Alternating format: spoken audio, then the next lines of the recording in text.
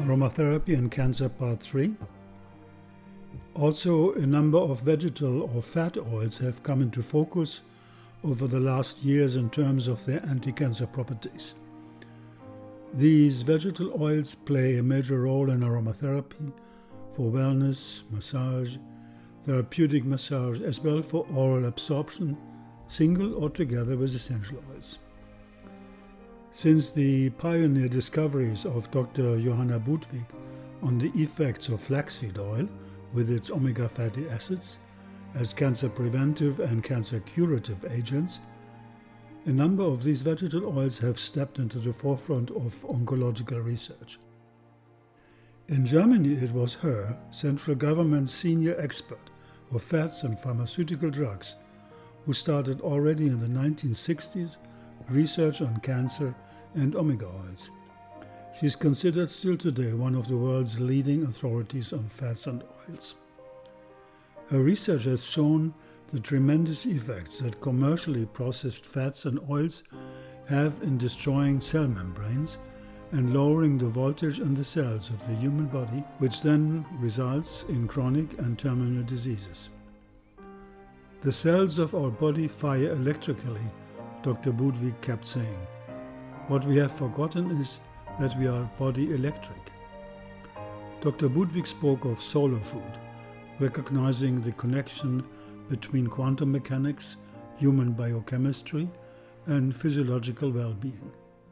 She concluded that electron-rich food acts as a solar resonant field in the body to attract, store, and conduct the sun's photonic energy in our bodies.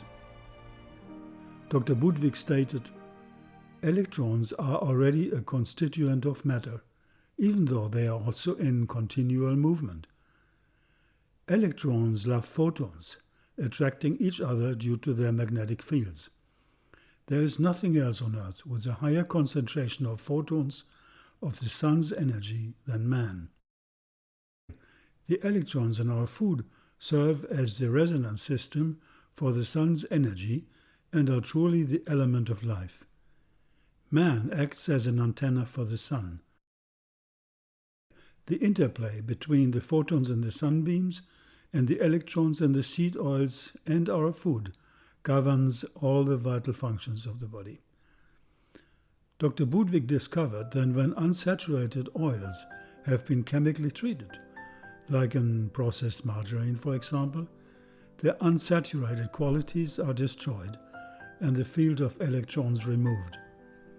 This commercial processing of fats destroys the field of electrons at the cell membrane, and we have about 60 to 75 trillion cells in our bodies.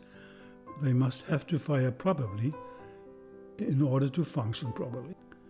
Dr. Budwig noted, quote, "The formation of tumors usually happens as follows. In those body areas which normally host many growth processes, such as in the skin and in the membranes, the glandular organs, for example the liver and pancreas, or the glands in the stomach and intestinal tract, is here that the growth process are brought to a standstill. Because the dipolarity is missing due to the lack of electron-rich, highly unsaturated fat, the cause of growth is then disturbed. The surface active fats are not present. The substance becomes inactive before the maturing and shedding process of the cells ever take place, which results in the formation of tumors." End of quote. Dr. Budwig theorized that the photons of sunlight, so-called p electrons or sun electrons, are attracted and activated by sun-like electrons resonating in our own biological systems, especially in the double-bonded p electron clouds found in the fatty acids in our cell membranes.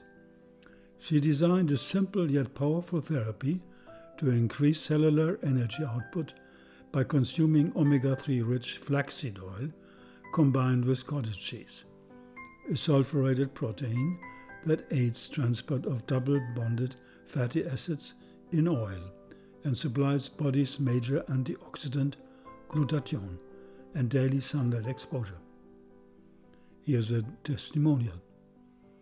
We were asked by a friend to send a tape to his son, whose wife was badly off with cancer. We have just learned that the daughter-in-law had cancer through her lymphatic system and her brain. She used 4 tablespoons of flax oil a day, and today the tests for cancer are normal. The doctors can't figure out what's happened, and she's not saying anything. However, her husband, mother, father, and sisters are all using flax oil for prevention. End of quote. Dr. Budwig pointed out that cancer growth can be reversed by providing the simple foods, cottage cheese and flaxseed oil, which revises the stagnated growth processes. This naturally causes the tumor present to dissolve, and the whole range of symptoms which indicate a dead battery are cured. Dr. Budwig did not believe in the use of growth-inhibiting treatments, such as chemotherapy or radiation. She was quoted as saying, "I flat declare that the usual hospital treatments today, in a case of tumorous growth, most certainly leads to worsening of the disease or a speedier death, and in healthy people quickly causes cancer." The fat's ability to associate with protein and thereby to achieve water solubility in the fluids of the living body, all this is destroyed when we use the wrong fats. As Dr. Budwig puts it, quote, "The battery is dead because the electrons in these healthy fats and oils normally recharge it." End of quote. When the electrons are destroyed, the fats are no longer active and cannot flow into the capillaries and through the fine capillary network. This is when circulation problems arise.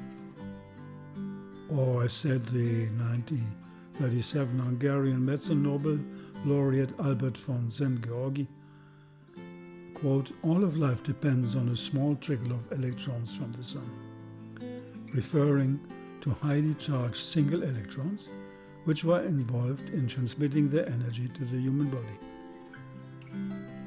Without the proper metabolism of fats in our bodies, every vital function in every organ is affected. This includes the generation of new life and new cells. Our bodies produce over 500 million new cells daily. Dr. Budwig pointed out that in growing new cells, there is a dipolarity between the nucleus and the cell membrane, with its high unsaturated fatty acids. During cell division, the cell and the new daughter cell must contain enough electron-rich fatty acids in the cell's surface area to divide off completely from the old cell. When this process is interrupted, the body begins to die. In essence, these commercially processed fats and oils are shutting down the electrical field of the cells, allowing chronic and terminal diseases to take hold of our bodies. They prevent the system from repairing the battery. Here a testimonial on flaxseed oil with cottage cheese. Mrs. Harriet had a malignant melanoma cut out of her thigh. About 1.5 years later, she had lymph node metastasis at her left temple, which was treated with radiation. 4 months after that, she had lymph node metastasis at her left neck, which were also brought under control with radiation. 2 months after that, she had several skin metastases over her body. That is when she came to Dr. Budwig, evidently on her own. What follows are excerpts of a letter from the woman's doctor to Dr. Budwig. Quote, "After your treatment, all lymph nodes and skin metastases were in remission. Also, all blood cell indicators were normalized. I have never seen this happening with metastasized malignant melanoma. I would be extremely thankful if you would tell me which therapy you used." End of quote. Major research has been made in the meantime, specifically on the omega-3 and omega-6 fatty acids in a number of other vegetal oils. Among these are hemp seed oil, for example, neem oil, black cumin oil, sea buckthorn oil, and several others. All these have attracted special attention. Here a testimonial on hemp oil. Quote, "I'm so grateful, Dr. Rick Simpson, for providing me with hemp oil here in the United States of America. I was diagnosed with cancer of the lungs 8 months ago, and ever since I have done a lot of chemo and radiation that have not helped issues, but only damaged my immune system and frustrated me. The hemp oil medication was procured and delivered within 2 days, and I have been on treatment for the past 3 months. I'm here to let everyone know that I am no longer a cancer patient. I have experienced a total change in my health with Dr. Rick Simpson Hemp Oil Service. For all cancer patients that live in the American region and Europe at large, get your hemp oil." Here another omega oil, neem oil. Nimbolide, a bioactive terpenoid compound found in neem oil, may shrink prostate tumors by as much as 70%, while suppressing metastasis by about 50% when taken orally for 3 months. The plant compounds have also shown potential as anti-colon cancer agents. Nimbolide also induces apoptosis in breast cancer, hepatocarcinoma, cervical cancer, choriocarcinoma, colon cancer, lymphoma, leukemia, and melanoma cells. Azidarithine, another compound in neem oil, shows similar effects in cervical cancer cells. Then here on black cumin, another omega oil. Timoquinone is a phytochemical compound found in black cumin, with a long history of medical use. The black cumin seeds have a notable tradition in natural medicine practices, mainly in South and Southeastern Asia, Arab Africa, and Mediterranean regions. In ancient Egypt, Greece, and Turkey, black cumin seeds were often used to treat a number of diseases and ailments.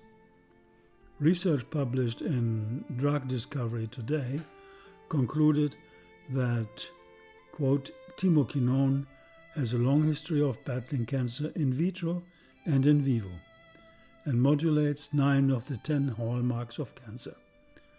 Timoquinone appears to be effective against cancers in the blood, lung, kidney, pancreas, liver, prostate, breast, cervix, colon, and skin.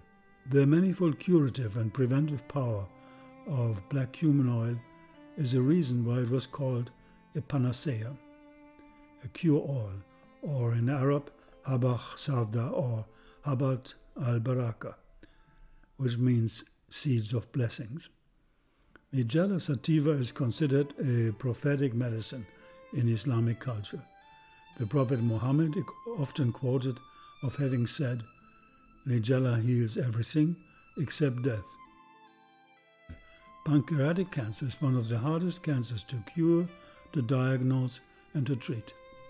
The general survival rate is not more than 4.6%.